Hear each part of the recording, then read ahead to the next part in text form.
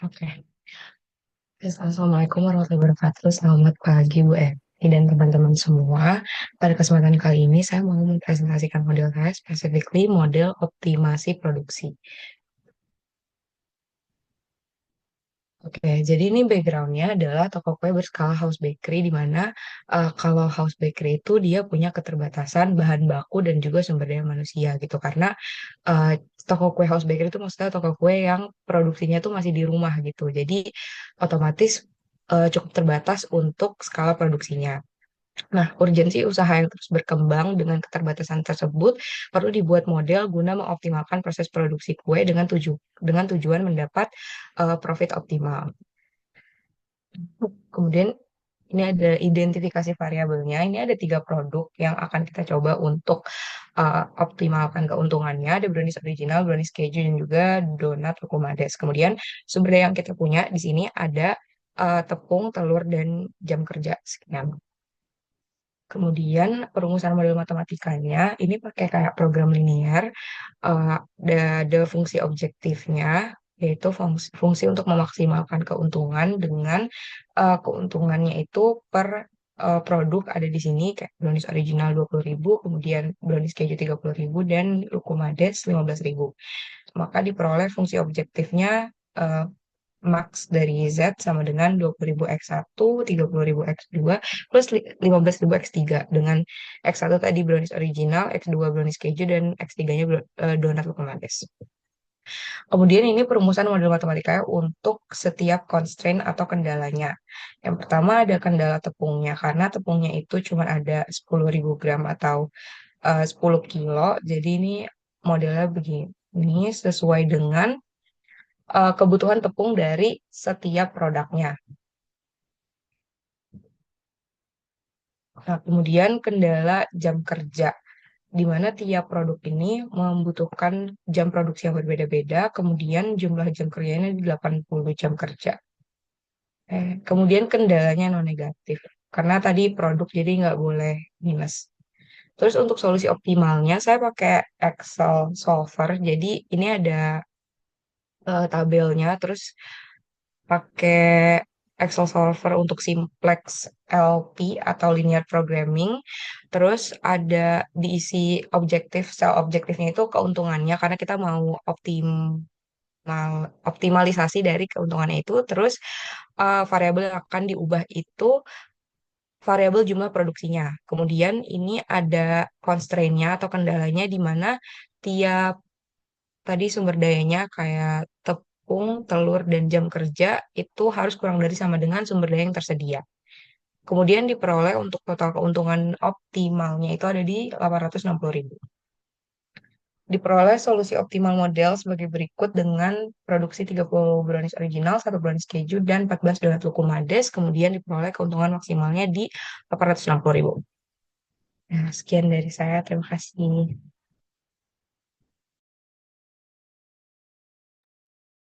Oke, tadi menggunakan eh, program linear ya. Ada fungsi tujuan, kemudian di situ ada persamaan kendala, kemudian ada non negativity ya yang harus ditambahkan juga gitu ya. Nah, program linear itu memang termasuk pemodelan matematika ya, gitu. Jadi di sini banyak sekali sebetulnya di dalam skup program linear yang bisa dibahas ya. Di antaranya ada ya linear programming itu sendiri, kemudian ada goal programming, integer programming, masalah transportasi, masalah penugasan, itu termasuk model matematika. Nah, nanti untuk project selanjutnya ya, karena memang itu sudah dibahas ketika kita mempelajari apa program linear, nanti coba lebih dieksplor lagi gitu. Kalau bisa nanti mencari untuk projectnya setelah UTS ya, itu kita mencari topik-topik yang baru seperti itu ya. Oke, untuk Nur Razani terima kasih ya sudah memaparkan. Silakan teman yang lain. Nah, itu tadi aplikasi dalam bidang ekonomi.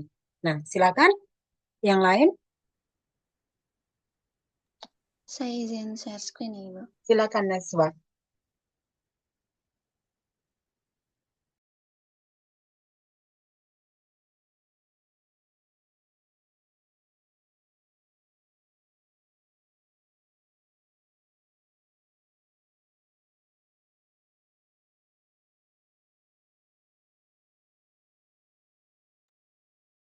Assalamualaikum warahmatullahi wabarakatuh. Nama saya Nazwa Bilkisti dengan NIM 13056222046. Sini saya akan memaparkan tentang pemodelan matematika. Definisinya secara umum model diartikan sebagai representasi yang memuat struktur esensial dari suatu objek dalam dunia nyata. Pemodelan adalah proses konstruksi sebuah model dari suatu sistem nyata dalam bahasa formal tertentu. Konstruksi tersebut dapat berupa grafik, simbolik, simulasi, dan eksperimen. Secara sederhana, pemodelan matematika adalah suatu konstruksi matematis yang didesain untuk mempelajari suatu fenomena tertentu dalam dunia nyata. Tujuannya untuk mengenali perilaku objek dengan mencari keterkaitan antara unsur-unsurnya, mengadakan pendugaan untuk memperbaiki keadaan objek, dan mengadakan optimalisasi dalam objek. Langkah-langkah untuk menyusun model. Yang pertama, perumusan masalah yang menarik, identifikasi variabel dan parameter yang berpengaruh, lalu tambahkan asumsi secukupnya jika diperlukan, perumusan model matematika berdasarkan informasi yang tersedia, 5. Kajian matematis terhadap model, dan analisis dan perhitungan, 6. Kesimpulan matematis, 7. Interpretasi, 8. Uji atau bandingkan dengan masalah nyata, terakhir modifikasi model. Contoh yang pertama, contoh sederhana, urusan masalah dari fenomena nyata yang diamati. 3 tahun yang akan datang, 2 kali usia ayah adalah 4 tahun lebih muda dari 6 kali usia Ali. 8 tahun yang lalu usia ayah adalah 7 kali usia Ali. Kemudian kita identifikasi variabel dan parameter yang berpengaruh. Misalnya, X adalah umur ayah saat ini dan Y adalah usia Ali saat ini. Kemudian dirumuskan model matematika berdasarkan informasi yang tersedia. 2 dikali X plus 3 sama dengan 6Y min 4. X min 8 sama dengan 7Y. Kemudian perhitungan dan kesimpulan. Dari perhitungannya didapatkan Y sama dengan min 4,25. Interpretasi, usia Ali saat ini adalah min 4,25 tahun. Bandingkan dengan fenomena nyata. Tidak mungkin usia seseorang negatif sehingga perlu modifikasi model. Dimodifikasi menjadi 2 kali X plus 3 sama dengan 6 kali Y plus 3 min 4. X min 8 sama dengan 7Y. Hasilnya X sama dengan 1, Y sama dengan min 1. Hasilnya masih tidak masuk akal sehingga perlu dimodifikasi lagi. 2 dikali X plus 3 sama dengan 6 kali Y plus 3 min 4. X min 8 sama dengan 7 kali Y min 8. Hasilnya X sama dengan 43, Y sama dengan 13. Nah, hasil kali ini sudah masuk akal, tapi belum tentu benar, sehingga perlu dilakukan uji hasil. Pada 3 tahun yang akan datang, usia ayah 46 tahun dan usia Ali 16 tahun. Apakah 2 kali usia ayah adalah 4 tahun lebih muda dari 6 kali usia Ali? Dihitung 2 kali 46 sama dengan 6 kali 16 min 4. Hasilnya benar, sama dengan 92. Kemudian pernyataan yang kedua, pada 8 tahun yang lalu, usia ayah 35 tahun dan usia Ali 5 tahun. Apakah usia ayah adalah 7 kali usia Ali?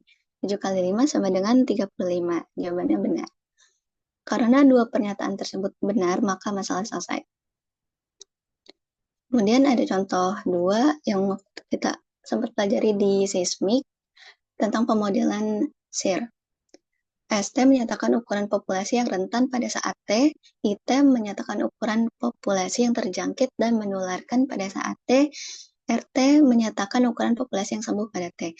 Misalkan beta adalah laju penularan atau laju kontak. Alfa adalah laju kesembuhan. Asumsi yang digunakan dalam model ini diantaranya, yang pertama, populasi tertutup. Yang kedua, individu yang sembuh mempunyai kekebalan terhadap penyakit tersebut. Yang ketiga, penyakit tidak fatal. Yang keempat, masa inkubasi sangat singkat. 5. Laju kenaikan proporsi jumlah individu dari kelas terjangkit dan menularkan sebanding dengan proporsi dari kelas rentan dan kelas terjangkit. Proporsinya beta SI. Yang keenam, laju kenaikan proporsi kelas sembuh sebanding dengan proporsi dari kelas terjangkit dan menularkan, yaitu alfa I. Lalu, parameter beta dalam praktek sulit diukur karena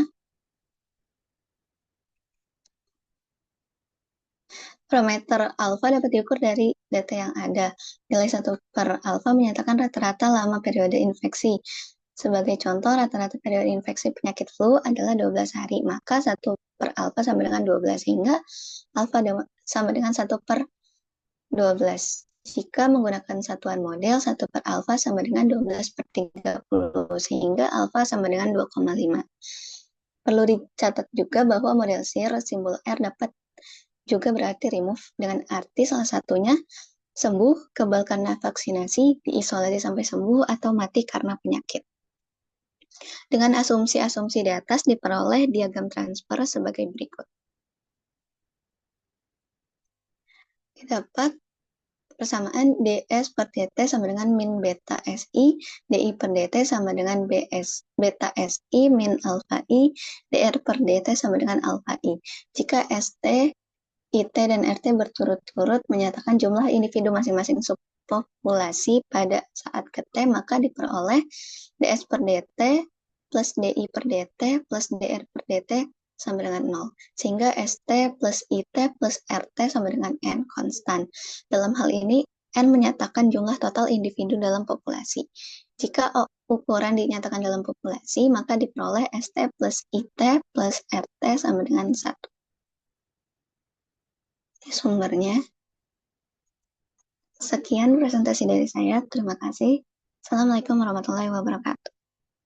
Waalaikumsalam warahmatullahi wabarakatuh. Oke, tadi modelnya itu SIR ya. Itu model infeksi penyakit, penularan penyakit, penyakit apapun saya kira ya di sini bisa penyakit biologis, bisa penyakit sosial yang bisa dimodelkan dengan model kompartemen seperti itu. Nantinya untuk proyek ya tentunya di sini harus apa eh, lebih dieksplor lagi kompleks ya. Jangan SIR, SIR yang sudah dibahas gitu ya. Nah, nanti bisa disesuaikan dengan penyakitnya. Tentu kita coba nanti untuk proyek lebih kompleks lagi ya gitu. Nah, ini merupakan aplikasi yang sebenarnya di bidang biologi, tetapi terapannya ini juga bisa di bidang sosial, bisa di bidang-bidang yang lain. Kalau misalkan penyebaran itu ya, apapun yang sifatnya menyebar secara dinamis, karakteristiknya sama, itu bisa dimodelkan dengan model kompartemen seperti ini. Gitu ya. Jadi nanti bisa untuk project lebih dieksplor lagi. Oke, terima kasih Najwa. Silakan teman yang lain, Bu, saya izin share screen, Bu. silakan Ryan.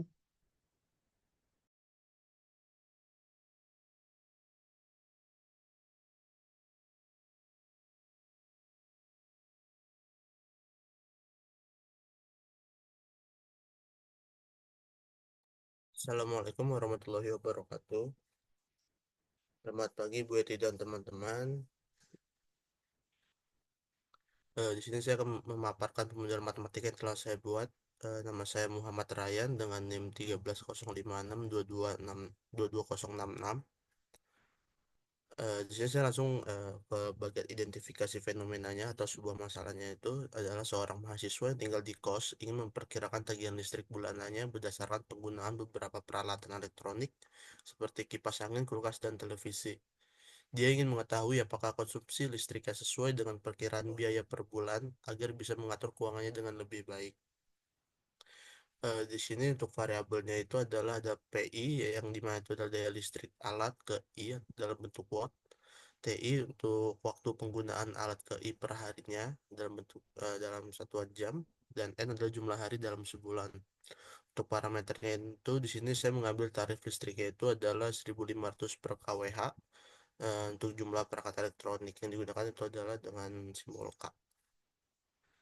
Untuk formula atau modelnya itu yang pertama kita dapat menghitung total konsumsi energi listrik harian dengan menggunakan E total sama dengan sigma dari I sama dengan 1 hingga K, PI dikali TI dengan E total dalam satuan watt. Yang kedua, menghitung konsumsi energi bulanan. Di sini kita menggunakan cara yang sama dengan yang pertama tapi tidak pakai sigma, yang dimana E bulanan itu sama dengan E total dikali dengan N adalah jumlah hari dalam satu bulan. Yang ketiga, kita dapat mengkonversinya ke kWh, yang dimana itu nanti kita menghitungnya dengan bulanan yang hitungan keduanya ini dibagi dengan 1000. Yang keempat, kita dapat menghitung total biaya listrik bulanannya. Di sini kita simpulkan dengan C, total biaya listriknya itu dengan rumus di mana nilai E bulanan dalam KWH ini kita kalikan dengan tarif listriknya. Untuk contohnya di sini kipas angin itu sebesar 50 watt yang digunakan 8 jam per hari. Untuk televisi itu dengan 60 watt yang digunakan 5 jam per hari, dan kulkas 100 watt yang digunakan secara 24 jam per hari. Untuk penghitungan energi hariannya itu kita mendapatkan totalnya itu adalah 3100 watt. Untuk energi bulanannya itu kita mendapatkan 93 kWh. Dan untuk penghitungan biaya listriknya itu di mana bulanannya ini kita kali dengan tarif listrik yang saya ambil di atas secara garis besar itu sebesar 1.500, maka didapat untuk perhitungan biaya listriknya adalah 139.500. Untuk uji hasilnya, hasil ini dapat kita bandingkan dengan tagihan listrik sebenarnya dari suatu kos untuk melihat apakah model ini cukup akurat atau tidak. Jika ada perbedaan, maka perlu kita periksa kembali asumsi penggunaan daya dan tarif listrik di kos tersebut. Untuk kesimpulannya, model ini dapat memberikan perkiraan biaya listrik bulanan berdasarkan penggunaan peralatan elektronik di kos. Jika hasil perhitungannya mendekati tagihan aktual, maka model ini dapat digunakan sebagai alat perencanaan keuangan bagi mahasiswa tersebut. Jika ada perbedaan besar, mungkin ada faktor lain seperti biaya tetap atau perbedaan tarif listrik yang perlu dipertimbangkan kembali. Mungkin itu aja, Ibu. Kurang lebih mohon maaf. Wassalamualaikum warahmatullahi wabarakatuh. Waalaikumsalam warahmatullahi wabarakatuh. Nah, di sini eh, untuk memperkirakan kebutuhan ini ya listrik gitu ya. Nah, ini juga nantinya ini juga bisa diperluas ya, diperluas dalam artian populasinya. Kalau yang ini adalah untuk di kos, misalkan sekarang kalau bagaimana kalau itu satu RT, bagaimana satu RW, bagaimana itu satu kota atau satu wilayah tertentu gitu, nanti juga bisa lebih ini. Tentu ini akan banyak variabel dan parameter yang terkait gitu ya. Apa-apa yang mempengaruhi nantinya. Nah, itu bisa dieksplor lagi ya nantinya untuk project. Ini adalah aplikasi dalam bidang fisik saya kira ya. Nah, itu bagus ya. Di sini tadi sudah ada yang bidang ekonomi, ada bidang biologi, ada bidang fisik ya gitu. Jadi sangat bervariasi. Memang pemodelan matematika itu bervariasi bisa diterapkan di hampir semua bidang ya gitu. Contoh-contoh yang dijelaskan ini sudah benar gitu ya. Itu adalah merupakan contoh-contoh masalah real yang bisa diselesaikan dengan matematika melalui pemodelan matematika. Oke, terima kasih Ryan. Berikutnya silahkan teman yang lain. Baik, Ibu. Terima kasih. Izin stop share, Ibu. Ya, Ibu, saya izin share screen ya. silakan Hana.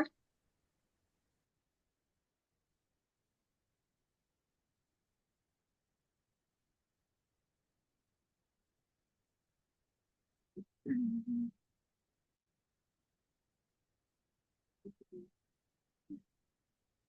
Assalamualaikum warahmatullahi wabarakatuh. Saya Nazara Nadia. Di sini saya ingin mempresentasikan pemodelan tentang model antrian kendaraan.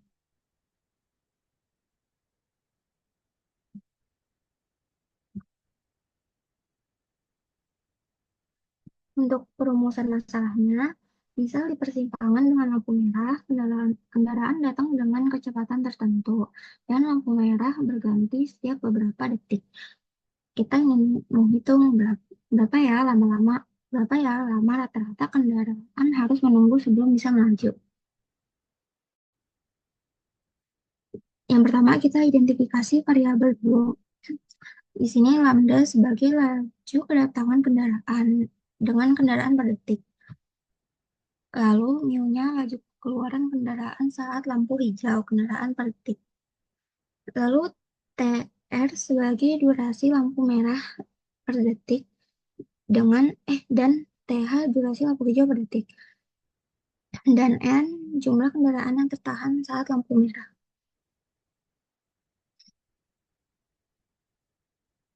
Di sini kita punya asumsi misal kendaraan datang secara rata tetap, misalnya satu kendaraan itu datang setiap 2 detik. Lalu saat lampu hijau, kendaraan bergerak dengan laju tetap. Lalu tidak ada faktor eksternal seperti pemotongan jalan atau kendaraan mogok atau sebagainya. Lalu perumusan model matematikanya, saat lampu merah menyala selama TR, kendaraan terus datang tapi tidak bisa lewat. Maka bisa didapat jumlah kendaraan yang tertahan saat lampu merah, yaitu N sama dengan lambda dikali TR. Lalu saat lampu hijau, kendaraan keluar dengan laju mu selama TH dengan sehingga jumlah kendaraan yang bisa lewat didapat N keluarnya sama dengan mu dikali TH. Jika N lebih besar dari N keluar, maka ada kendaraan yang tertinggal untuk siklus berikutnya. Maka didapat waktu tunggu rata-rata perkendaraan itu W sama dengan N per mu sama dengan lambda dikali TR per mu. Di sini misalkan kita hitung, misalkan kendaraan yang datang itu satu setiap 2 detik, maka lambdanya itu 0,5. Saat lampu merah menyala selama 60 detik, sehingga TR-nya itu 60. Saat lampu hijau, 2 kendaraan per detik bisa lewat, sehingga mu-nya itu 2. Lampu hijau menyala selama 30 detik, sehingga TH-nya itu 30. Nah, di sini hitung jumlah kendaraan tertahan. N-nya 0,5 kali 60 didapat 30 kendaraan. Lalu hitung jumlah kendaraan yang bisa keluar, N keluarnya didapat 60 kendaraan. Nah, karena N keluarnya lebih besar dari M, maka semua kendaraan itu bisa lewat dalam satu lampu merah. Jadi nggak ada antrian yang tersisa. Hitung waktu tunggu rata-rata perkendaraan didapat W sama dengan 30 per 2 sama dengan 15 detik. Jadi rata-rata kendaraan menunggu selama 15 detik sebelum bisa jalan saat lampu hijau. Nah, interpretasi dan modifikasinya, jika lambda TR lebih besar dari mu TH, maka antrian akan semakin panjang setiap siklus. Waktu tunggu rata-rata bisa dikurangi dengan memperpanjang lampu hijau atau menambah laju pelayanan kendaraan, misalnya dengan pelebaran jalan. Sekian yang saya sampaikan. Terima kasih. Wassalamualaikum warahmatullahi wabarakatuh. Oke, Waalaikumsalam warahmatullahi wabarakatuh. Ini aplikasinya di bidang apa? Lalu lintas ya di sini ya, Mbak ya? Iya, Bu. Oke, itu nanti juga bisa dieksplor lagi gitu ya. Lalu lintas itu merupakan sesuatu yang memang untuk diangkat sebagai satu permasalahan itu sangat penting ya gitu. Jadi di sini adalah contoh dari bagaimana kita berkontribusi dengan matematika terhadap permasalahan lalu lintas. Itu bagus sekali ya, nanti bisa dieksplor lagi gitu karena memang permasalahan lalu lintas di Indonesia itu sangat kompleks. Kemacetan aja sampai sekarang itu masih menjadi masalah dan tidak akan pernah saya kira tidak akan pernah berhenti permasalahan itu ya gitu. Jadi nantinya ini juga masih bisa dieksplor untuk proyek nanti masih bisa dikembangkan, masih bisa dimodifikasi dengan kondisi-kondisi real yang terjadi di Indonesia gitu ya. Oke, terima kasih Hana. Berikutnya silakan. Saya izin Ya, share. silakan. Silakan Andika.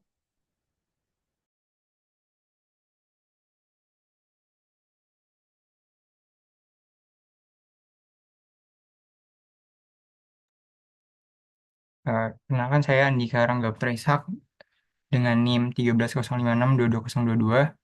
Di sini saya akan mempresentasikan tugas pemodelan matematika saya. Untuk masalah yang saya modelkan, di sini ada seorang muslim yang tinggal di Jakarta ingin mengetahui bagaimana cara menentukan arah kiblat pada suatu tempat yang letaknya sangat jauh dari Ka'bah dan ingin membuktikan apakah arah kiblat yang dia tuju sudah benar. Lalu di sini ada identifikasi variabel yang digunakan dari problem tersebut. Pertama ada A sebagai koordinat lintang dari orang tersebut, lalu B koordinat bujur dari orang tersebut, lalu C dan D adalah koordinat dari Ka'bahnya. C, C untuk koordinat lintangnya dan D untuk koordinat bujurnya. Di sini koordinat lintang dari Ka'bah adalah 21,4225 derajat. Sedangkan koordinat bujurnya adalah 39,8262 derajat.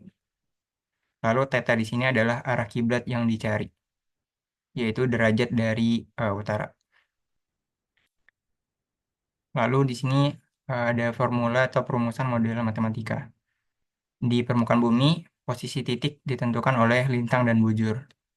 Arah kiblat adalah sudut yang harus ditempuh dari suatu lokasi menuju Ka'bah di Makkah.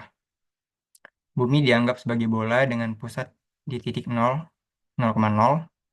Arah kiblat dihitung dari sudut posisi lokasi terhadap Ka'bah dalam sistem koordinat sferis.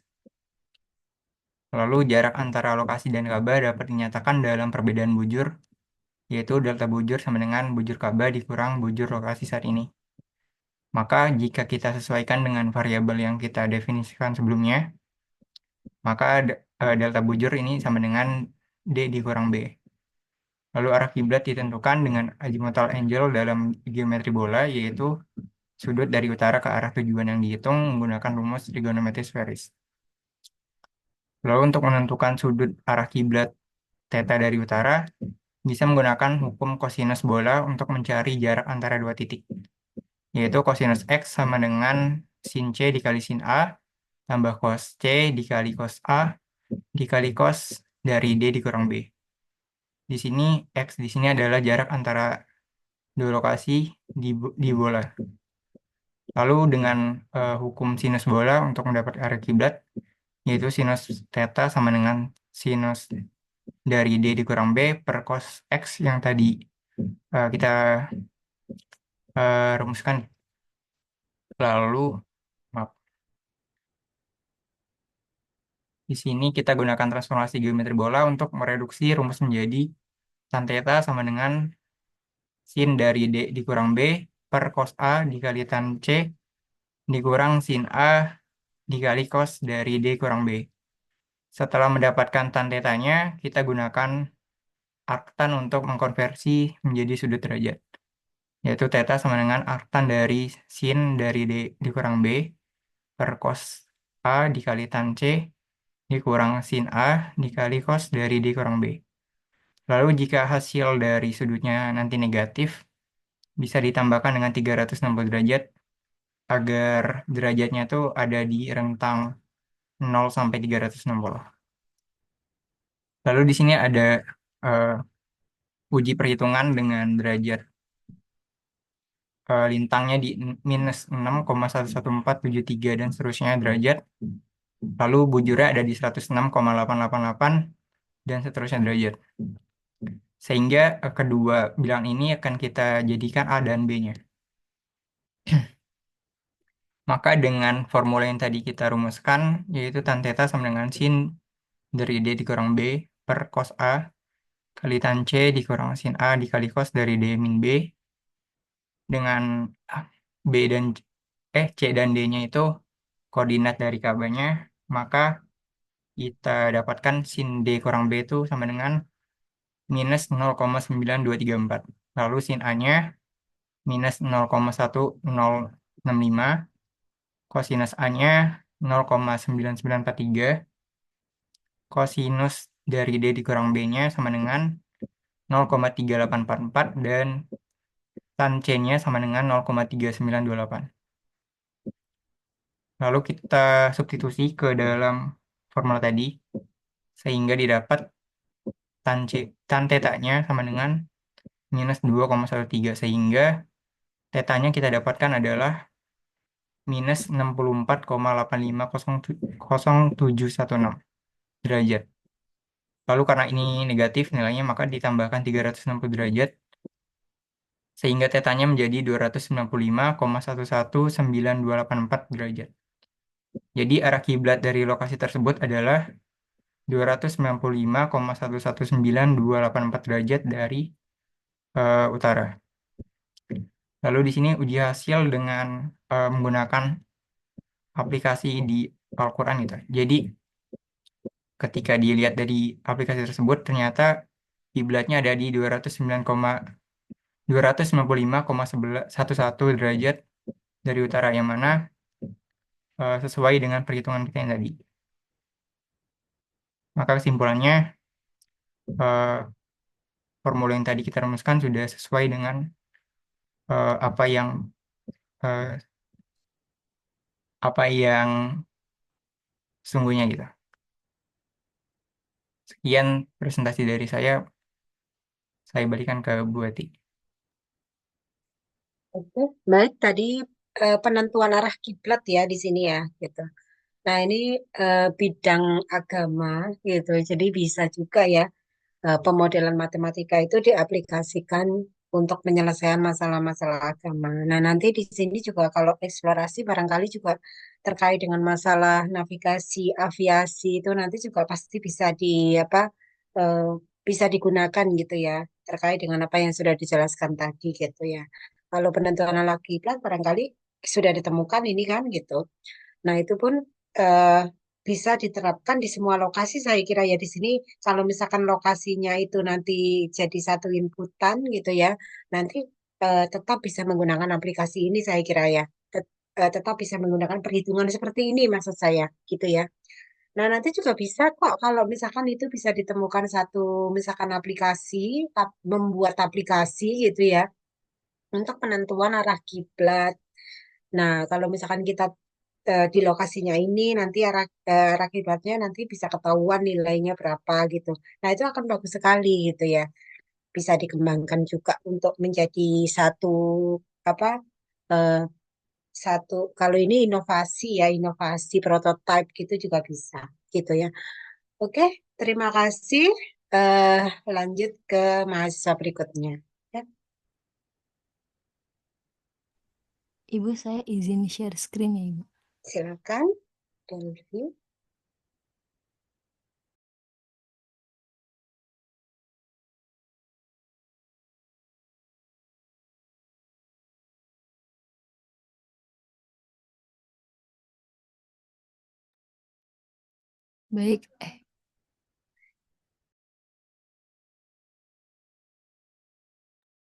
Baik, Assalamualaikum warahmatullahi wabarakatuh. Selamat pagi Bu Eti dan teman-teman semua. Perkenalkan saya Delvi Nugra Prasistio dengan NIM akhir 35. Di sini saya akan membuat pemodelan matematika yaitu mengestimasi penghasilan harian dari pengemudi ojek online. Untuk identifikasi fenomena di sini kan sudah banyak aplikasi ojek online seperti Maxim, Grab, dan Gojek gitu ya. Namun banyak pengemudi ojek online ini belum mengetahui berapa sih pendapatan bersih mereka setelah dikurangi oleh komisi platform dan biaya operasional. Maka dari itu di sini akan dibuat model sederhana untuk mengestimasi penghasilan harian dari pengemudi ojek online tersebut. Selanjutnya ada identifikasi variabel dan parameter. Di sini variabel keputusan yaitu disimbolkan dengan P sebagai penghasilan bersih harian. Untuk parameternya T yaitu jumlah perjalanan per hari, R rata-rata tarif per perjalanan, F persentase potongan platform, dan B itu sebagai biaya operasional per hari seperti bensin atau makan. Nah, untuk perumusan model matematika di sini P atau penghasilan bersih hariannya itu adalah jumlah perjalanan per hari yaitu T dikali rata-rata tarif per perjalanan yaitu R dikali 1 dikurangi F yaitu persentase potongan platform. Setelah itu dikurangi dengan biaya operasional per harinya. Ini contoh kasusnya, misalkan seorang pengemudi memiliki 12 perjalanan dalam satu hari, yaitu T-nya itu 12. Lalu tarif rata-rata per satu perjalanan itu 15.000, yaitu R sama dengan 15.000. Persentase potongan platformnya 20%, biaya operasional per harinya itu 50.000. Setelah angka-angka tersebut dimasukkan ke dalam model matematika, diperoleh pendapatan bersihnya itu sebesar Rp94.000 dalam satu hari. Nah, untuk uji hasilnya dalam contoh tadi hanya fokus ke biaya operasional dan potongan oleh komisi aplikasinya. Namun, model ini masih bisa dikembangkan lagi dengan memperhatikan misalkan faktor tambahannya, yaitu bonus dari aplikasi setelah misalkan menyelesaikan 20 perjalanan, atau ada juga tarif yang lebih tinggi jika pada jam-jam sibuk. Untuk kesimpulannya, model ini hanya memberikan gambaran sederhana tentang bagaimana pengemudi ojek online dapat mengestimasi penghasilan bersih mereka. Nah, dengan memahami faktor-faktor tersebut, pengemudi dapat lebih mengoptimalkan lagi strategi apa yang bisa mereka gunakan untuk meningkatkan penghasilan harian. Sekian yang dapat saya sampaikan. Saya kembalikan ke Ibu Eti. Terima kasih.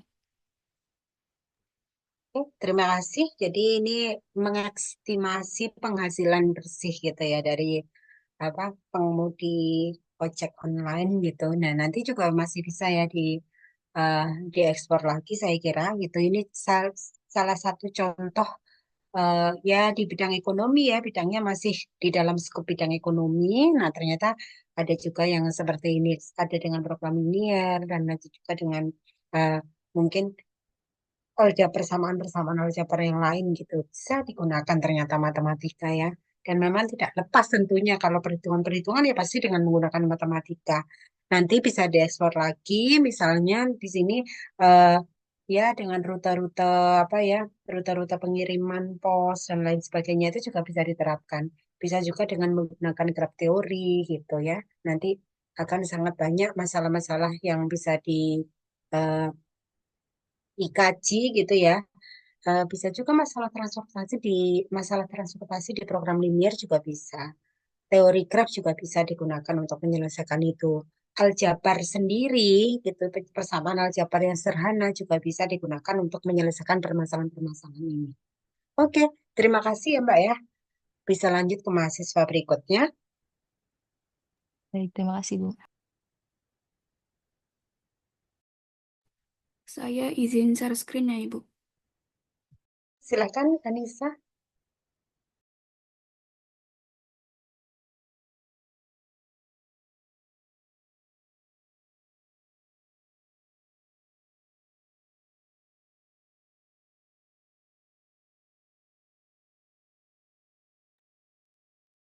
Baik, Assalamualaikum warahmatullahi wabarakatuh. Selamat pagi, Bu Iti dan teman-teman sekalian. Saya Anissa Nurandiani. Pada kesempatan kali ini, saya akan mempresentasikan tentang pemodelan matematika. Di sini ada definisinya. Pemodelan matematika adalah cabang matematika yang bertujuan untuk menggambarkan dan menjelaskan sistem fisik atau masalah di dunia nyata dalam bentuk pernyataan matematis sehingga dapat diperoleh pemahaman yang lebih akurat mengenai masalah tersebut.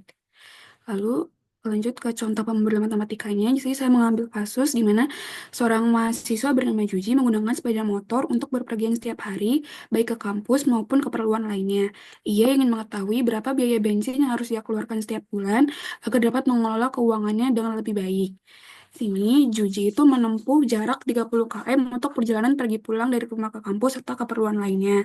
Dalam satu bulan, ia biasanya menggunakan motornya selama 25 hari, karena pada hari Minggu atau hari libur ia sering beristirahat di rumah. Maaf, ini typo.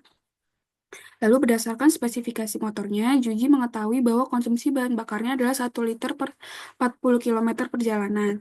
Saat ini, harga bensin yang biasa ia gunakan adalah 13.000 per liter.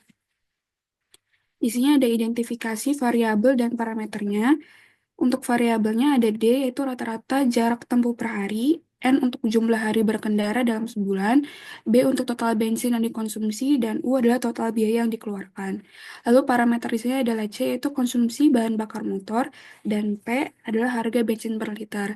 Di sini perumusan pemodelan matematikanya itu yang pertama, hitung total konsumsi bensin dalam sebulan, B atau tadi total bensin sama dengan rata-rata jarak tempuh per hari dikalikan dengan jumlah hari, lalu dibagi dengan konsumsi bahan bakar motornya.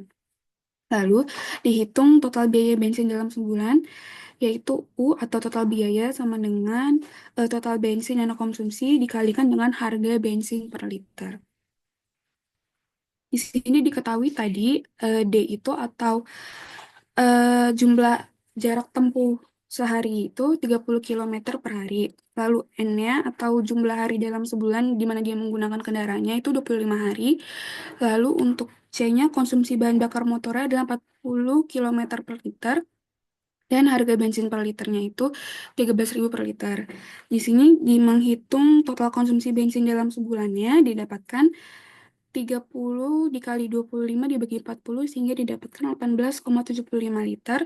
Lalu berikutnya dihitung biaya bensin dalam sebulannya, yaitu 18,75 dikali 13.000. Sehingga total biaya bensin dalam sebulannya, yaitu 243.750.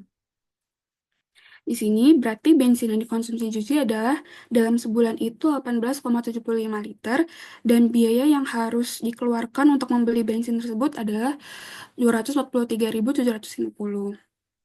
Di sini untuk memastikan model ini akurat, juga harus mencoba membandingkan hasil perhitungan sebelumnya tadi dengan jumlah bensin yang benar-benar ia beli dalam 1 bulan. Jadi harus dicatat jumlah liter bensin yang dibelinya dan dibandingkan dengan perhitungan yang tadi.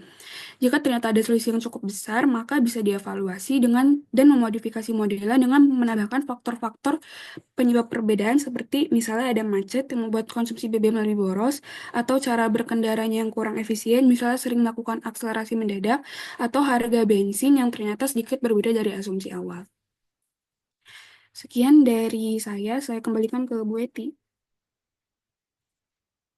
Oke, baik. Ini tadi mengenai ya konsumsi BBM gitu ya. Oke, ini aplikasinya di dalam bidang ekonomi ya, masih dalam bidang ekonomi, masih ada kaitannya dengan lalu lintas gitu ya. Jadi ini sangat baik ya gitu untuk untuk dikembangkan, juga masih bisa dieksplorasi nantinya untuk proyek ya. Ternyata banyak ya aplikasi dari pemodelan matematika di berbagai bidang ekonomi gitu ya. Ini tadi sudah beberapa dari bidang ekonomi yang disampaikan gitu ya. Nah, itu contoh-contoh dari pemodelan matematika sederhana. Oke, terima kasih. Lanjut lagi. Baik, terima kasih Ibu. Saya izin presentasi, Bu. Anu Fauzan, Iya, saya izin presentasi, Bu.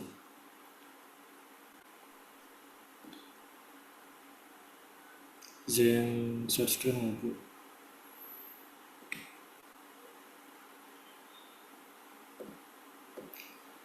Oke.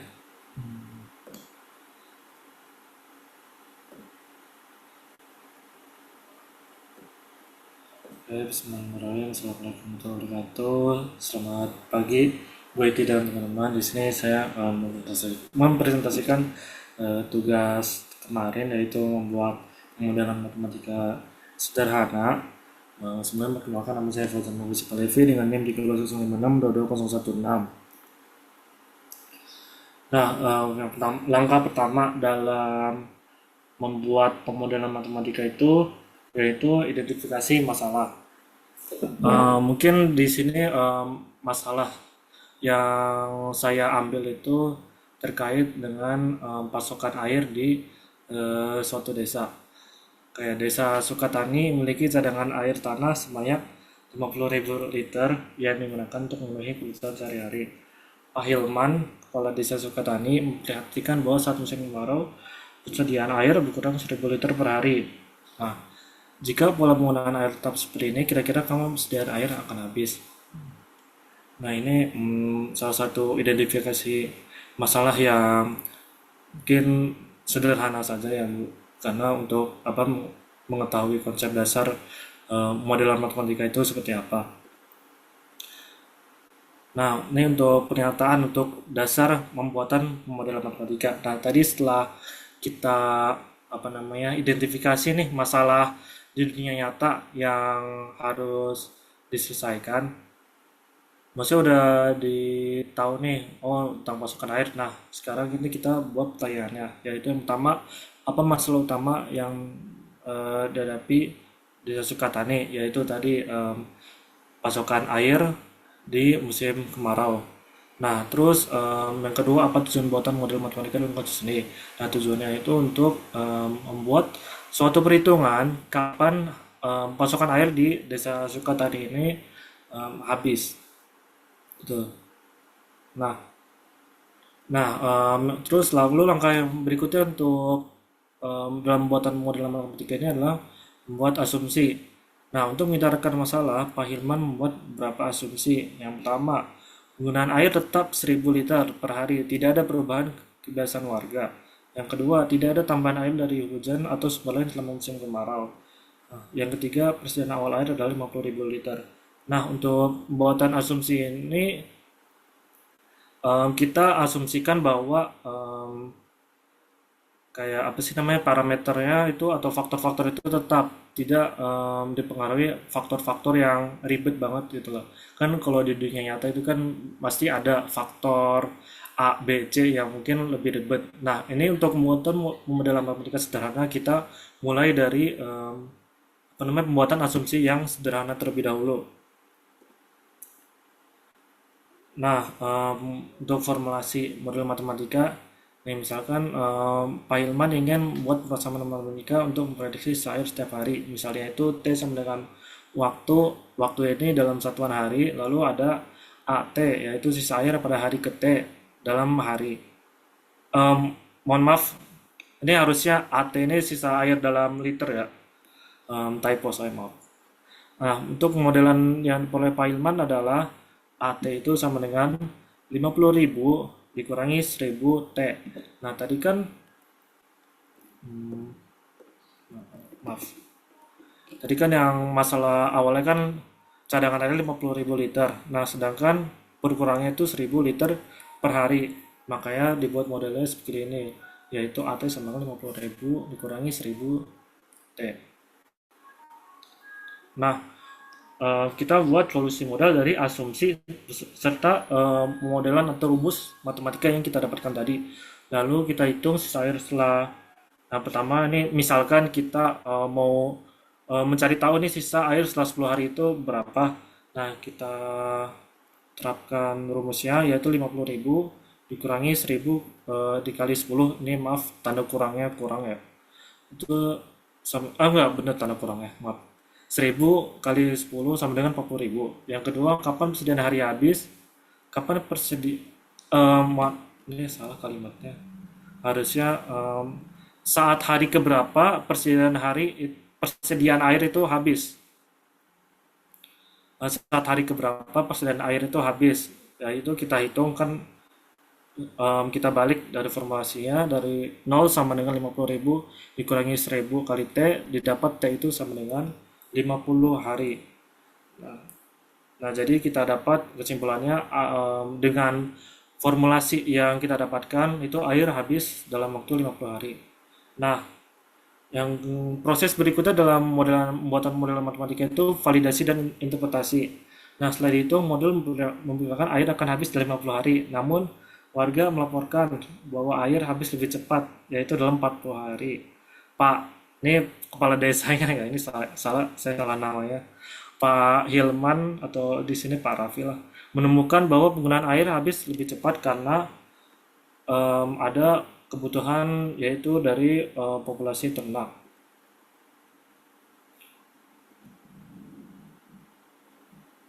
Nah, di sini ada revisi modelnya yaitu yang tadi itu AT sama dengan 50.000 dikurangi 1000 tambah L kali T, dengan L itu sama dengan air yang dibutuhkan untuk ternak dalam satuan liter. Nah, misal L sama dengan 250, kemudian kita masukkan yaitu 50.000 kurangi 1000 tambah 250 kali T, yaitu kita dapatkan 40 hari.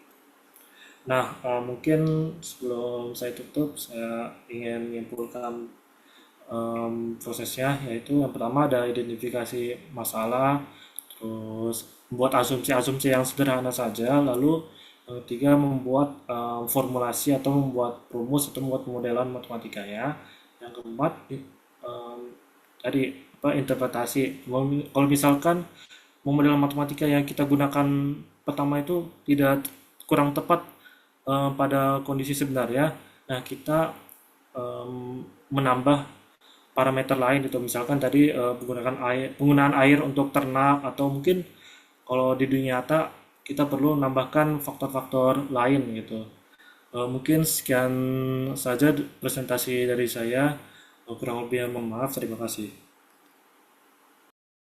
Oke, baik, terima kasih Fauzan. Nah, ini tadi masih terkait tentu di sini bidang ekonomi, bidang ini ya, kebutuhan air ya. Tadi di satu tempat gitu. Nah, nanti bisa diperluas populasinya gitu. Bagaimana kalau itu di kota, misalkan di seluruh di provinsi. Nah, kota dulu, kemudian provinsi misalnya. Dan dalam satu kecamatan mulainya dari kecil dulu seperti tadi itu ya. Kemudian berkembang, berkembang, berkembang, populasinya diperbesar, itu saya kira akan menjadi penelitian yang bagus ya. Nah, tentu kalau misalkan penelitiannya nanti lingkup populasinya lebih besar, tentu di situ variabel-variabelnya akan lebih kompleks gitu ya, karena yang berpengaruh tentu sangat bervariasi juga. Itu ide yang bagus juga ya untuk untuk proyek pemodelan matematika, saya kira gitu. Oke, terima kasih. Bisa lanjut ke mahasiswa berikutnya ya. Baik, terima kasih Bu Eti. Izin stop share screen. Ibu izin presentasi. Oke, silakan Ilham.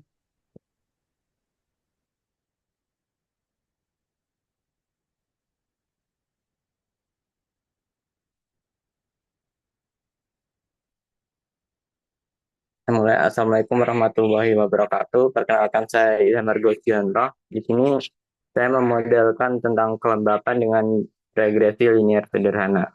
Untuk pendahuluannya, salah satu faktor utama yang mempengaruhi pertumbuhan tanaman itu kan adalah kelembapan udara. Jika kelembapannya terlalu rendah, maka tanaman bisa mengalami kekeringan dan stomata daun menutup, menghambat proses fotosintesis. Sebaliknya, jika kelembapannya terlalu tinggi, maka tanaman rentan terhadap jamur dan penyakit. Umumnya, kelembapan udara itu kan dipengaruhi oleh suhu. Pada hari-hari yang panas, udara terasa lebih kering, sementara saat suhu lebih dingin, udara menjadi lebih lembab.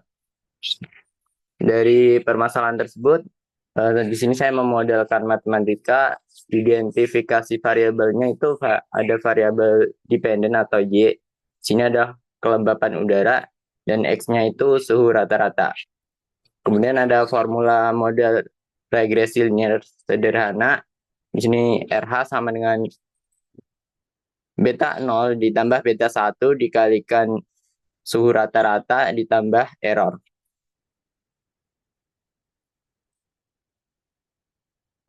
Kemudian kan tadi ada beta 1 dan beta 0 untuk menemukan nilai intercept dan koefisien regresi tersebut, kita gunakan model metode kuadrat terkecil, di mana beta 1-nya itu adalah sigma dari I sama dengan 1 sampai N dari XI dikurangi X bar, dikalikan YI dikurangi Y bar, dibagi sigma dari I sama dengan 1 sampai N dikali XI min X bar kuadrat.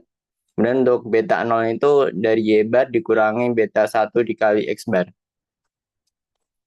Nah, di sini misalkan terdapat contoh kasus diketahui kelembapan data udara dan suhu rata-rata harian selama 1 bulan di Kota Bogor. Akan dilakukan pemodelan regresi linear sederhana untuk mengetahui bagaimana kelembapan udara selama 1 minggu ke depan untuk kebutuhan perawatan tanaman. Untuk tabelnya bisa dilihat di samping. Nah, solusinya yang pertama kita hitung nilai dari X bar atau rata-rata suhunya. Di sini kita peroleh 26,136.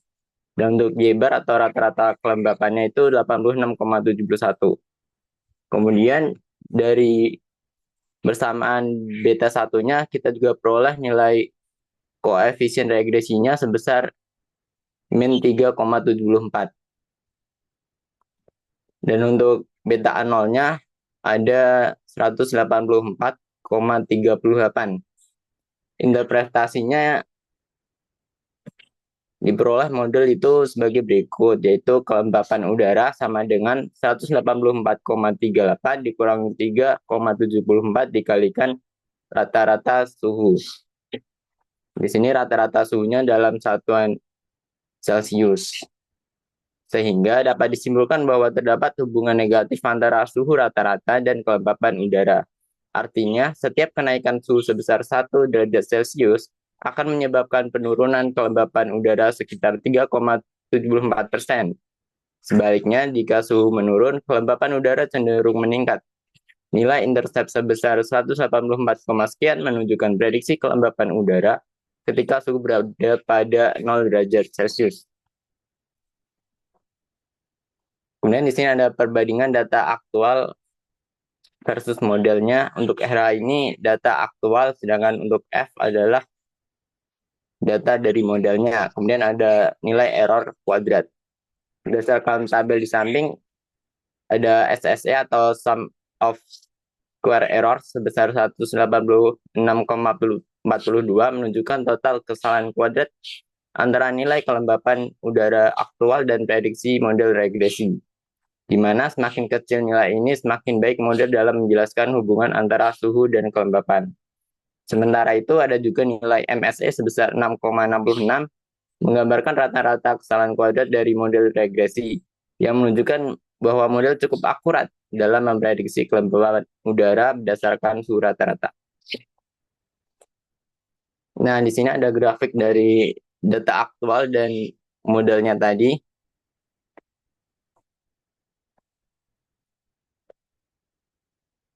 Sekian presentasi yang dapat saya sampaikan. Terima kasih. Wassalamualaikum warahmatullahi wabarakatuh. Waalaikumsalam warahmatullahi wabarakatuh. Berarti di sini model prediksi ya Mas ya, peramalan ya kalau di sini tuh ya. Iya, Ibu. Oke, baik. Peramalan sangat banyak saya kira ya. Peramalan itu bisa diterapkan ya.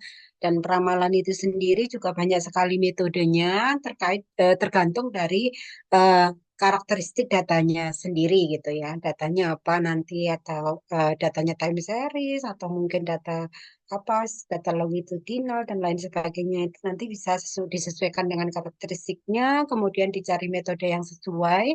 Dan nanti untuk project ya silakan bisa dicari gitu mungkin metode-metode yang terbaru ya di dalam peramalan karena sebetulnya eh, ini adalah satu aplikasi yang memang sangat update gitu ya. Hampir setiap tahun itu ada gitu. Peramalan ini luas ya, luas sekali gitu ya terapannya. Nah, saya kira metode-metode yang terbaru itu harus dieksplor lagi gitu ya, sehingga nanti tidak cenderung ke metode-metode yang lama gitu ya. Itu banyak sekali nanti ya yang bisa diterapkan di masalah peramalan. Nah, itu apakah bagian dari pemodelan matematika? Iya, gitu. Nah, kita mempelajari itu di mana di TRO, kita mempelajari model linier, kita mempelajari di statistik, kita mempelajari gitu ya untuk masalah peramalan ini. Jadi oke, nanti kalau misalkan mau dikembangkan untuk proyek ya dicari metode yang terbaru gitu ya, sehingga nanti kita tidak tumpang tindih dengan penelitian-penelitian yang sudah pernah dikerjakan sama peneliti lain gitu. Oke, terima kasih Mas. Bisa lanjut ke mahasiswa berikutnya. Baik, Ibu, izin stop share. Ya.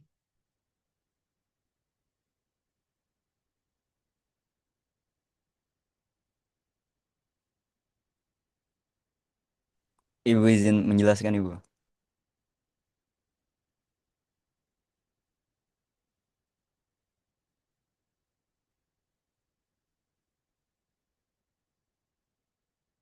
Ya, silakan.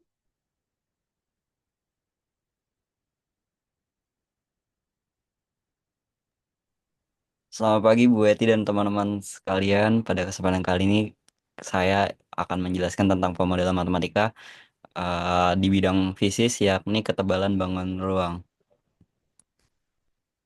Di sini saya punya masalahnya, seorang ibu yang sedang mau hemat, sedang selalu mencari barang yang murah, tetapi tetap punya kualitas apabila berbelanja. Suatu hari ketika berbelanja, dia melihat ada obral kertas tisu kamar mandi. Setiap paknya itu ada 4 gulungan kertas tisu, dengan masing-masing gulungannya itu ada 250 lembar. Ia mencoba memperkirakan ketebalan kertas tisu overall tersebut untuk dibandingkan dengan yang biasa ia gunakan.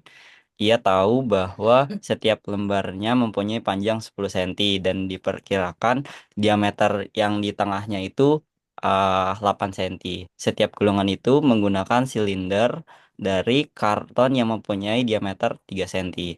Pada mulanya ia kebingungan menyadari bahwa lembaran-lembaran tisu tersebut sesungguhnya digulung pada silinder karton secara spiral dengan radius yang semakin besar. Namun tidak berapa lama kemudian ia tahu bagaimana mengatasi masalah ini dan menghitung ketebalannya. Untuk menjawabnya ada pertanyaan yakni berapakah tebal kertas tisunya, kemudian ada berapa putaran kertas tisu dalam setiap gulungan. Jawaban yang diketahui setiap gulungannya itu ada 250, kemudian setiap lembarnya itu ada panjangnya 10 cm, kemudian diameter yang di tengahnya itu ada 3 cm, kemudian yang totalnya ada 8 cm. Yang ditanyakan adalah tebal tisu atau total tisu sama dengan X, kemudian jumlah putaran atau tisunya itu sebanyak N. Untuk menjawabnya, satu kali putaran akan menambah diameter gulungan sebesar 2 kali. Karena ada yang di atas dan yang di bawah, sebanyak N kali putaran. Maka diameter totalnya itu sama dengan D ditambah 2XN. Sehingga 8 sama dengan D ditambah 2NX. Kemudian saya misalkan jadi N sama dengan 2,5 dibagi X. Kemudian panjang total tisunya itu tadi kan panjangnya setiap tisu itu 10 cm, kemudian ada 250, jadi dikalikan ada 2500 cm. Diketahui juga bahwa panjang tisu adalah jumlah keliling tiap gulungan. Jadi saya hitung keliling keliling gulungan itu kan pi dikali diameter. Jadi di sini diameter totalnya tinggal kita masukkan D ditambah 2X sebanyak N kali X.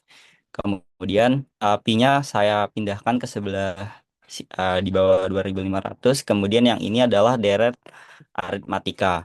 Jadi yang depan ditambah dengan yang belakang dibagi 2 dikalikan dengan N.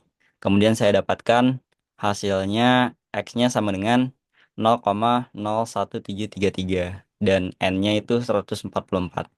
Dengan demikian tebal tisunya setebal 0,01733 cm.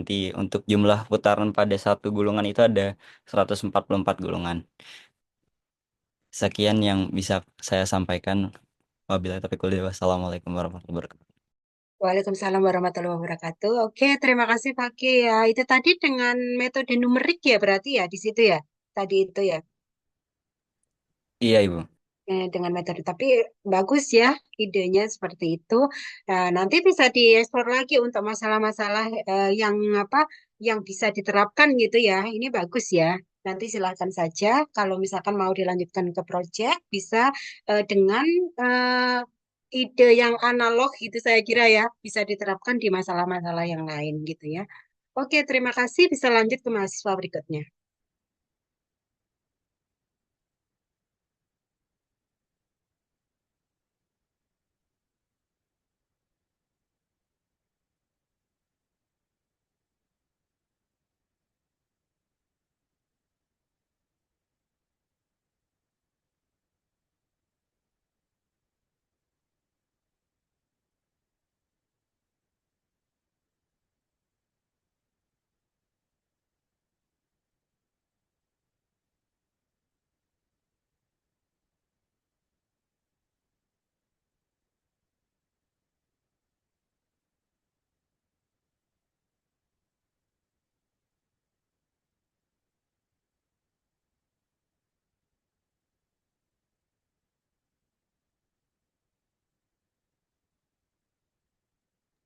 Bu, saya izin mempresentasikan.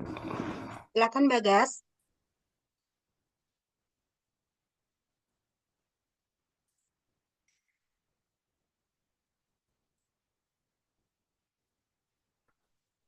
Baik.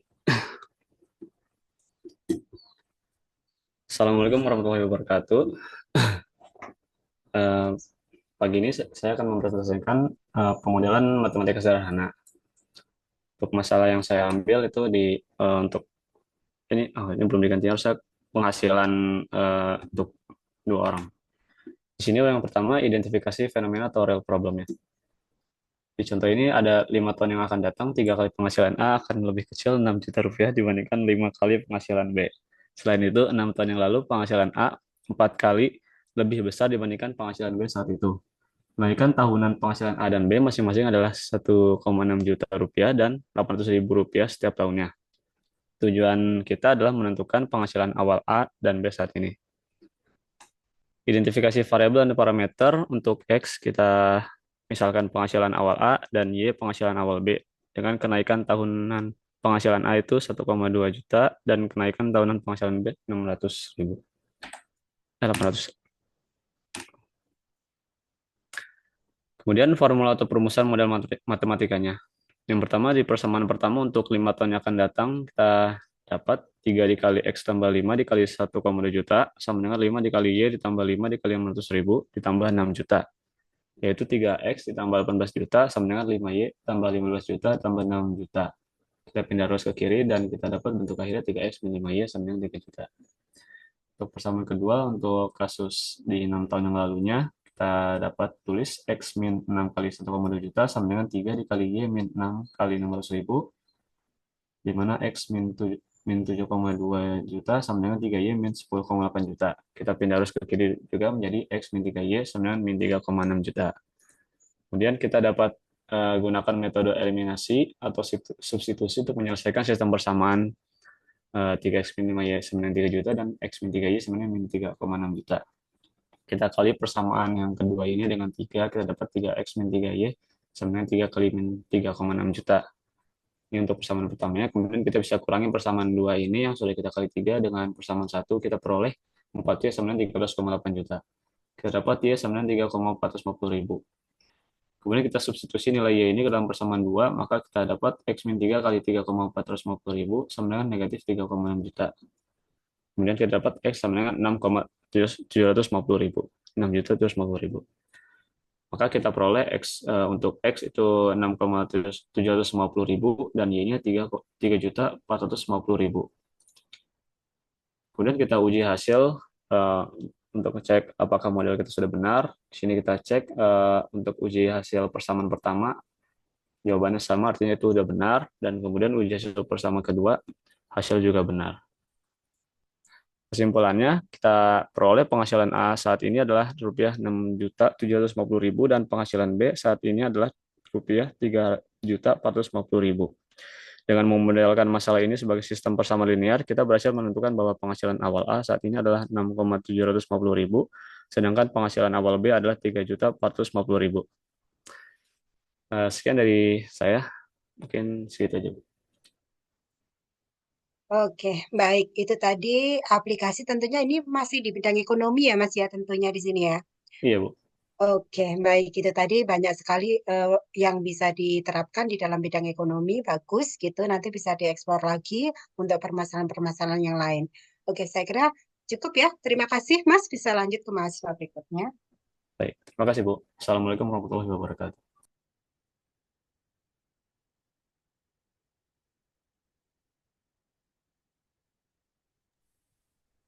Ibu izin Bu, share-share. Silakan.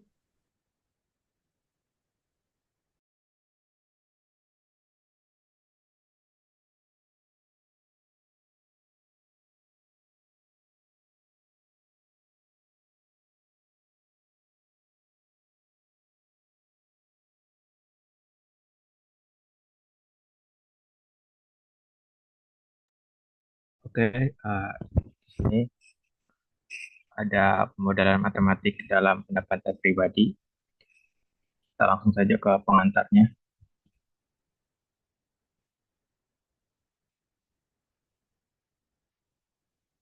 Sini kan ada misal, langsung ke paragraf 2 aja ya.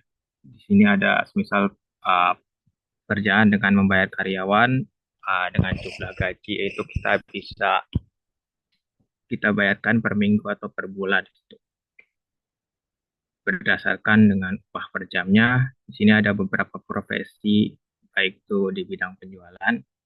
Kita misalkan ada seorang agen real estate itu mendapatkan komisi 4% dari total nilai rumah yang ia jual dalam sebulan. Nah, jika ia tidak menjual rumah sama sekali, maka ia tidak menerima gaji. Nah, di sini ada yang disebut dengan komisi langsung, ya, dan juga ada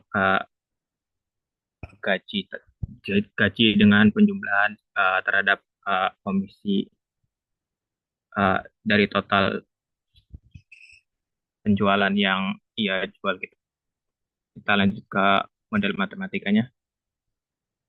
Sini ada model penghitungan gaji.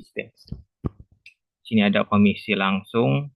Rumus untuk penghitungan gaji untuk sistem komisi langsung itu adalah gaji sama dengan persentase komisi dikali dengan total penjualan.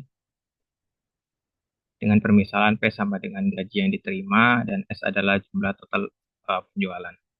Dan ada gaji pokok ditambah dengan komisi. Itu kita bisa modelkan dengan rumus gaji sama dengan gaji pokok plus persentase dikalikan dengan total penjualan. Di sini saya ambil contoh penjualan di toko retail dengan memodelkan pendapatan pribadi gitu. Di sini ada permasalahan. Andi bekerja di sebuah toko retail.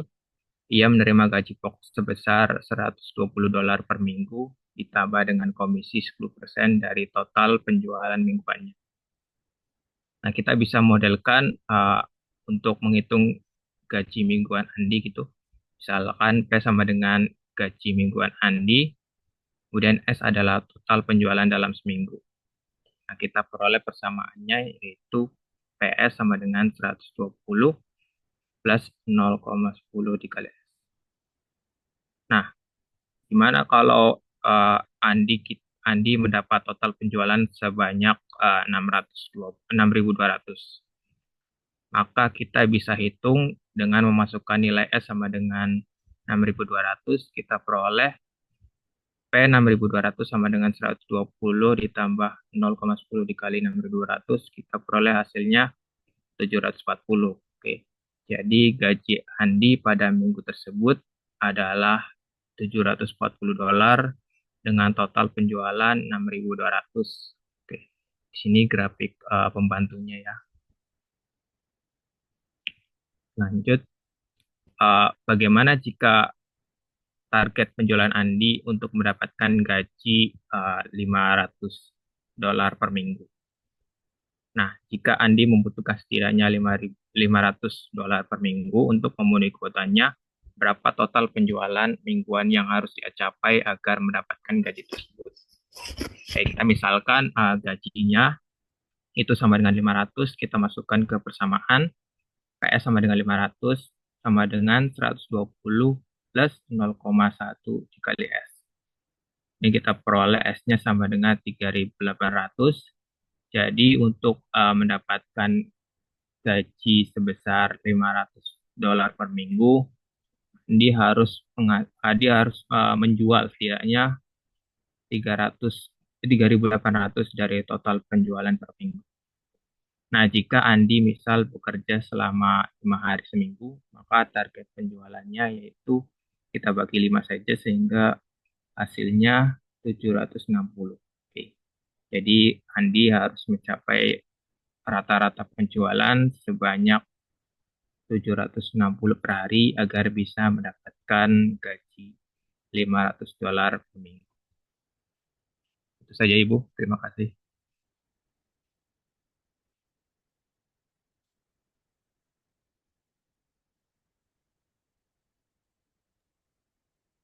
Oke, baik. Di sini masih dalam dalam bidang ekonomi ya di sini ya. Ada apa? eh, di sini matematika ekonomi lebih ke ininya ya, lebih spesifiknya. Saya kira itu merupakan pemodelan matematika yang sampai sekarang pun tentunya masih digunakan gitu ya. Jadi memang hal yang sangat penting saya kira ya, bisa dikembangkan ke masalah-masalah yang lebih kompleks nantinya untuk proyek gitu. Oke, saya kira cukup, bisa lanjut lagi ya ke mahasiswa berikutnya.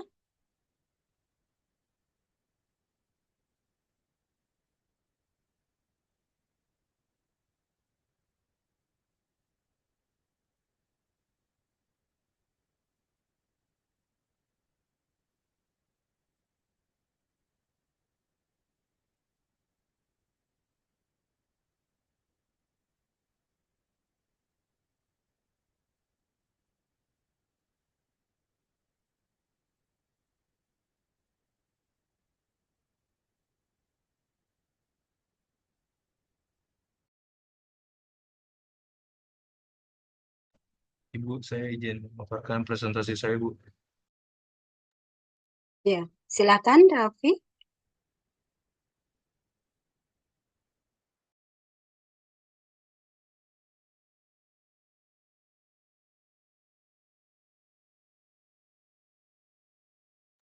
Oke, perkenalkan nama saya Rafael Fian Bintang Samudra. Di sini saya mau memaparkan prediksi keuntungan investasi di pasar uang dengan model matematika.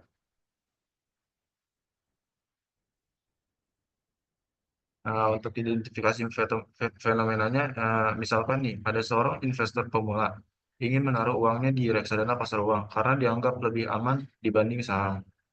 Nah, dia ini ingin memperkirakan berapa keuntungan yang bisa didapat dalam beberapa bulan ke depan, terutama jika dia rutin menambah investasinya setiap bulan.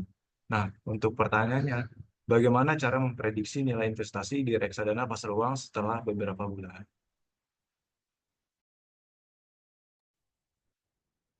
Nah, ini untuk identifikasi variabel dan parameter. Nah, untuk variabelnya ada I0 yaitu sama dengan modal awal investasi dalam mata uang rupiah. Nah, ada R yaitu rata-rata return reksadana per bulan dalam bentuk persentase. Nah, untuk N sama dengan jumlah bulan investasinya. Nah, untuk A sama dengan tambahan dana investasi setiap bulan. Nah, untuk IN sama dengan nilai investasi setelah N bulan. Nah, untuk parameternya, untuk poin pertama itu ada return rata-rata bulanan. Misalnya di antara 0,4% sampai 0,6% per bulan. Nah, untuk poin kedua, frekuensi top up, misalnya top up setiap awal bulan.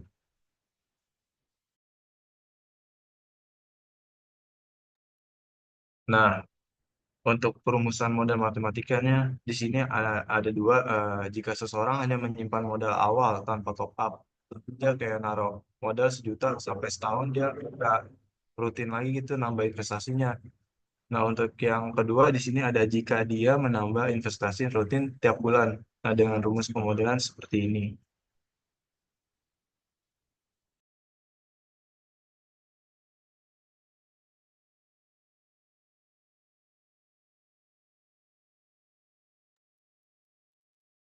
Nah, untuk hasil perhitungannya, misalkan nih, modal awalnya kita naruh 1 juta dalam rupiah. Nah, untuk return rata-ratanya kita ambil yang 0,5% per bulan. Nah, kita mau investasi setahun misalnya, yaitu kita ambil 12 bulan. Nah, kalau misalnya kita mau rutin lagi, kita top up nih misalnya tiap bulan 500.000. Nah, kita mulai masukkan ke dalam model matematika yaitu dengan tanpa top up, yaitu dengan modal ya 1 juta saja gitu kita diemin aja selama setahun. Nah, itu bakal untung 61.000 dengan rumus itu. Dari 1 juta pakai dikali 1,005 pangkat 12 jadi 1.061.000, untung 61.000 dari 1 juta. Nah, jika kita dengan top up 500.000 per bulan, misalnya tadi kan udah modal awal 1 juta. Nah, kita rutin nih 500.000 per bulan sampai setahun. Nah, ntar kita total itu 7.231.700. Nah, kita bakal untung 231.700 jika itu rutin nabungnya. Nah, ini uji hasil perbandingan reksadana jika kita mencari returnnya. Jadi kita sebelum mau naruh di reksadana, kita harus bijak juga untuk mencari nilai return dalam 1 tahunnya. Untuk yang kiri nih, dalam setahun dia cuma return 2,95%. Jika naruh 500.000 per bulan sampai setahun, itu untungnya cuma 84.000. Nah, untuk yang kanan, ini kita misalnya invest di Square Invest, saya mau naik. Nah, dalam kita nabung dalam 500.000 per bulan dalam setahun. Ntar untungnya tuh 165.000. Nah, kesimpulannya itu jika return lebih kecil, maka pertumbuhan investasi lebih lambat. Nah, kalau misalnya yang poin kedua, jika return lebih besar, maka hasil investasi meningkat secara signifikan.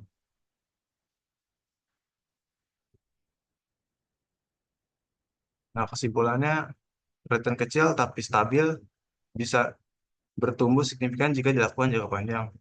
Poin kedua, menambah investasi secara rutin jauh lebih menguntungkan daripada hanya menyimpan modal awal. Yang poin ketiga, pasar uang ini cocok banget untuk investasi aman dengan pertumbuhan stabil. Terima kasih. Oke, baik. Nah, ini ya satu lagi di sini matematika keuangan, finance ya. Jadi di sini pun pemodelan matematika, iya betul pemodelan matematika juga gitu ya. Di dunia finance, matematika keuangan, ternyata di sini juga apa sangat banyak aplikasinya tentunya. Yang tadi itu merupakan apa investasi, reksadana, bisa diterapkan juga lain saham-saham yang lain ya, gitu opsi, kemudian eh ya silakan nanti bisa dieksplor lagi. Saham itu bisa jangka pendek, jangka panjang, atau mungkin bisa permasalahan trading, kemudian analisis apa sensitif, itu juga bisa ya. Eh itu diterapkan misalkan saham-saham yang apa kadang-kadang kan ada eh apa namanya analisis sensitivitas bukan analisis sensitivitas ya analisis sentimen ya analisis sentimen itu juga bisa diterapkan di sini gitu ya dengan kadang-kadang dengan adanya eh, fenomena tertentu adanya cuitan-cuitan gitu ya dari orang itu bisa juga berpengaruh terhadap pergerakan saham. Nah, itu juga bisa dianalisa di sini. Saya kira masih sangat bisa dikembangkan inovasi-inovasi terkait dengan mathematical finance dalam pemodelan matematika. Kalau misalkan mau dikembangkan sebagai project, ini merupakan ide yang bagus juga, gitu ya. Oke, terima kasih. Bisa lanjut lagi ke mahasiswa berikutnya ya. Terima kasih, Bu.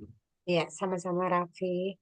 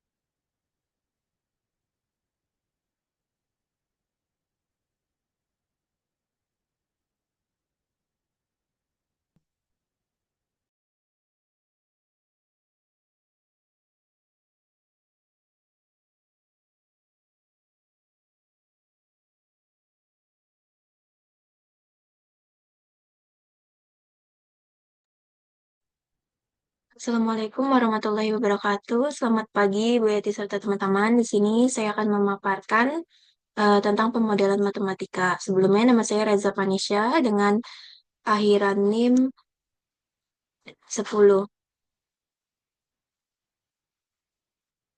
Masalah yang akan dimodelkan, seorang peneliti ingin memodelkan pertumbuhan populasi bakteri yang bertambah secara eksponensial setiap jam dalam kondisi ideal untuk memperkirakan jumlah bakteri setelah beberapa jam. Identifikasi variabel dan parameternya, variabelnya itu ada T, waktu dalam satuan jam, PT itu populasi bakteri pada waktu T, dan parameternya itu P0 atau populasi awal bakteri dengan jumlah bakteri, dan R itu laju pertumbuhan eksponensial. Formula atau perumusan model matematikanya itu, dalam model pertumbuhan eksponensial, populasi berubah mengikuti rumus seperti PT sama dengan P0 dikali E pangkat RT. Dengan PT itu populasi bakteri pada waktu T, P0 itu populasi awal, R itu laju pertumbuhan eksponensial, T itu waktu, E itu bilangan Euler yaitu 2,718. Hasil perhitungannya itu kita misalkan populasi awal bakterinya atau P0-nya itu 500 bakteri dan R-nya itu 0,4 per jam serta peneliti ingin mengetahui populasi bakteri setelah T-nya itu selama 5 jam. Langkah langkah perhitungannya berupa kita substitusi nilai P0, R, dan T ke dalam rumus tadi, PT sama dengan P0 kali E pangkat RT, dengan P0-nya itu, dengan T-nya 5, maka P5 sama dengan P0 500 dikali E pangkat 0,4 dikali 5. Maka didapat bilangan E-nya itu tadi 2,718 pangkat 2, yaitu 3.694,5. Maka dibulatkan menjadi 3.695 bakteri. Maka dapat disimpulkan populasi bakteri setelah 5 jam adalah 3.695 bakteri. Uji hasil setelah 5 jam, peneliti melakukan pengukuran populasi bakteri di laboratorium dan mencatat hasil aktual menurut penelitian eksperimen tersebut 3.695 bakteri. Dan kita lakukan perbandingan, prediksi yang menggunakan model eksponensial juga didapat 3.695 bakteri. Maka, model eksponensial ini berhasil memprediksi pertumbuhan bakteri dengan tingkat akurasi yang sangat baik, karena hasil perhitungan aktual peneliti dengan hasil perhitungan pemodelan eksponensial sama, dan ini menunjukkan bahwa bakteri benar-benar tumbuh secara eksponensial dalam kondisi ideal.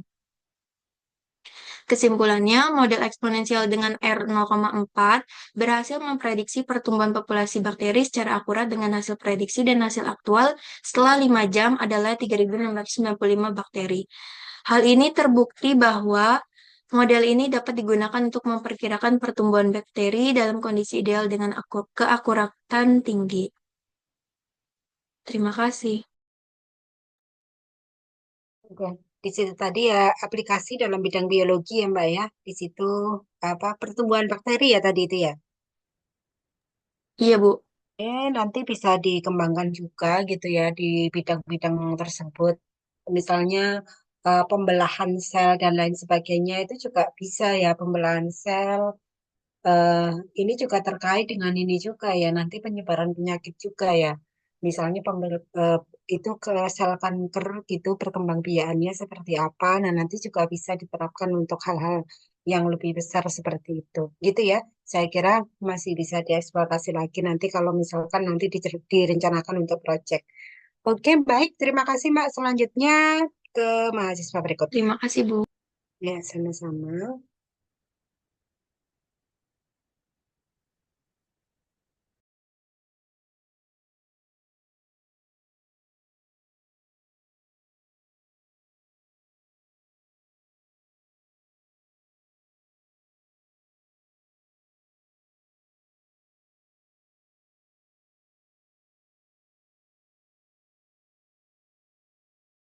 Silakan, Ira. Yuk. Oke, bentar ya Bu. Saya minta tolong untuk di-share screen-nya. Hmm.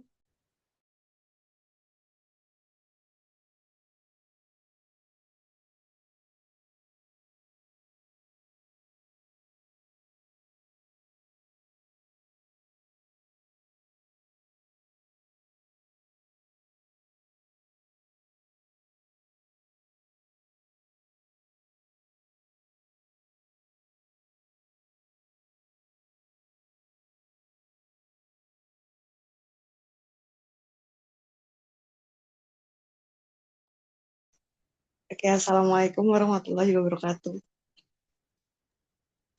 Waalaikumsalam. Oke, saya mau presentasi terkait kasus dari pemodelan matematika. Oke, bisa di next. Nah, untuk identifikasi masalah itu sendiri, saya ambil dari kehidupan sehari-hari, dan emang kebetulan rumah saya emang dekat stasiun, jadi saya ambil tentang tempat parkir. Jadi ada seorang pengendara motor menerima tagihan parkir di salah satu stasiun untuk 1 bulan penuh atau 30 hari di sini, sebesar Rp180.000. Dalam tagihan tersebut tidak tercantum nih berapa hari si motor itu diparkir secara harian sama secara menginap dalam 24 jam. Nah, diketahui ada ketentuan untuk tarif parkirnya itu sebagai berikut. Jadi tarif parkir harian untuk 1 hari penuh itu adalah Rp5.000 per hari. Dan untuk biaya tambahan setiap malam untuk menginap itu Rp10.000 per malam. Nah, si pengendara ini ingin tahu berapa sih motor tersebut tuh diparkir secara harian dan berapa malam motor tersebut diparkir secara menginap.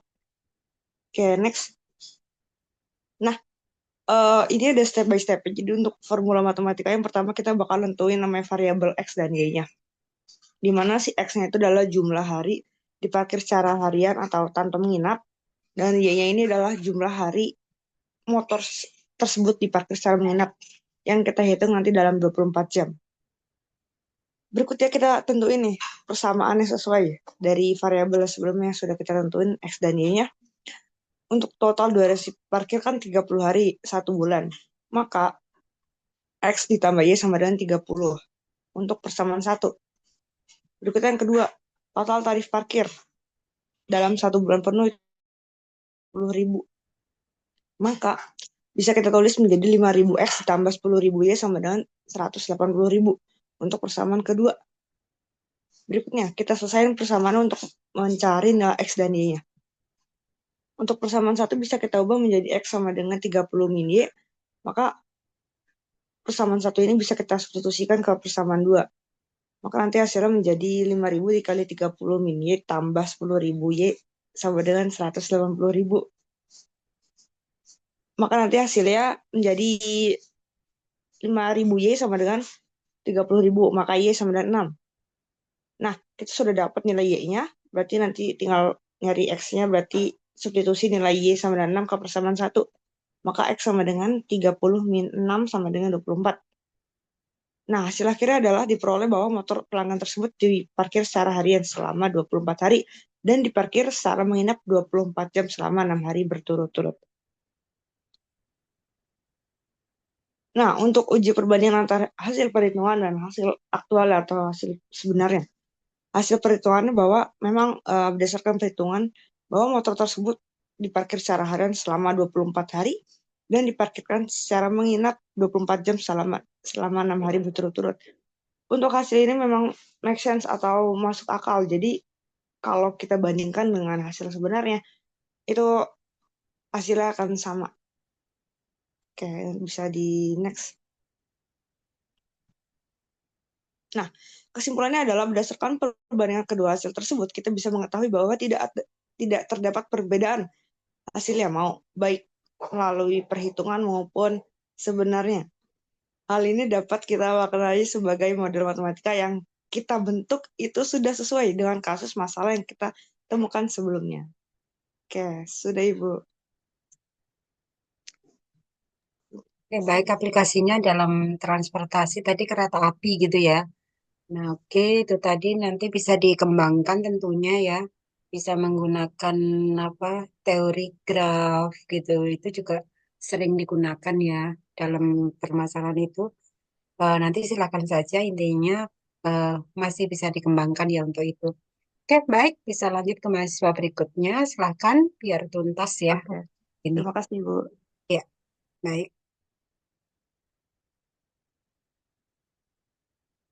Lanjut.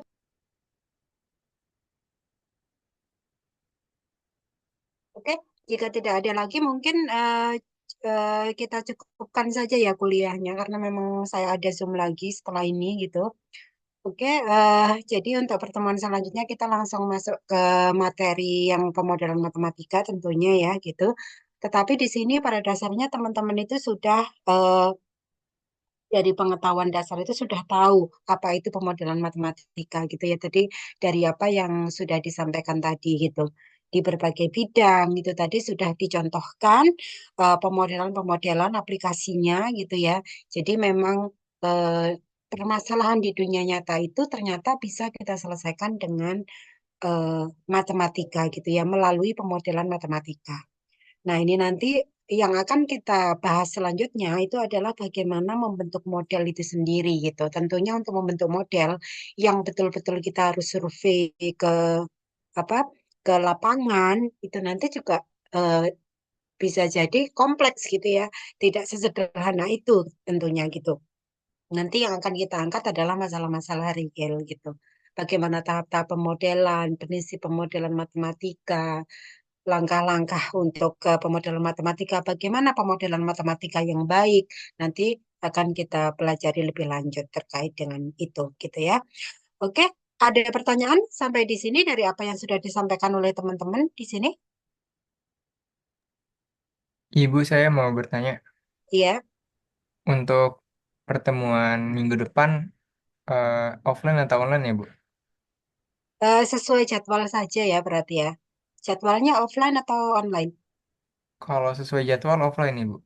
Oh gitu. Jika memang memungkinkan nanti untuk eh, offline dan tidak ada halangan gitu ya kita offline gitu. Tetapi nanti jika misalkan ada kegiatan apa sehingga tidak memungkinkan offline ya kita online gitu ya. Oh, oke, Ibu. Terima Oke. kasih, Ibu. Oke. Ada pertanyaan lain?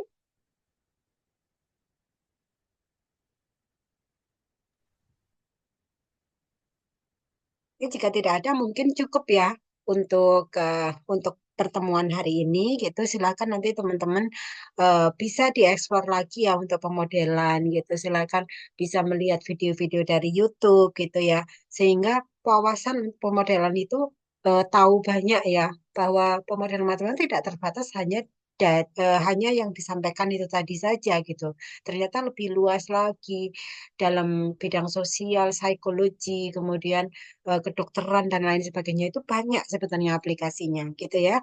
Oke, terima kasih atas kehadiran, atas partisipasinya, terutama untuk teman-teman yang tadi sudah memaparkan dengan baik ya apa yang ditugaskan gitu, bertanggung jawab atas apa yang ditugaskan. Saya ucapkan terima kasih.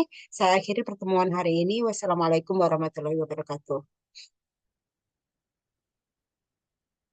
Waalaikumsalam warahmatullahi Waalaikumsalam, terima kasih wabarakatuh. Bu. Terima kasih, Bu. Sama.